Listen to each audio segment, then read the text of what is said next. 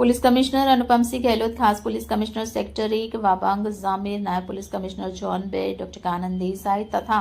In charge મદદનીશ police commissioner C division VM Jadeja દ્વારા વાહન ચોરીના અનડિટેક્ટ ગુના શોધી કાઢવા માટે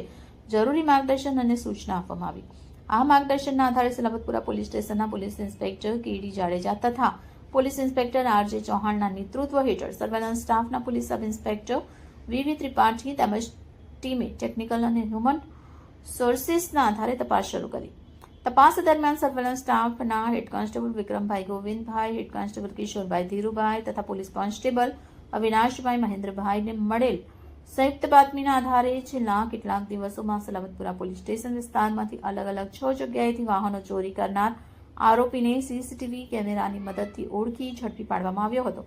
પકડાયેલ આરોપી પાસેથી ચોરીની કુલ 11 જેટલી મોટરસાયકલ તથા મોપેડ કબજે કરી આરોપી વિરુદ્ધ આગળની કાયદેસરની કાર્યવાહી હાથ ધરવામાં આવી છે.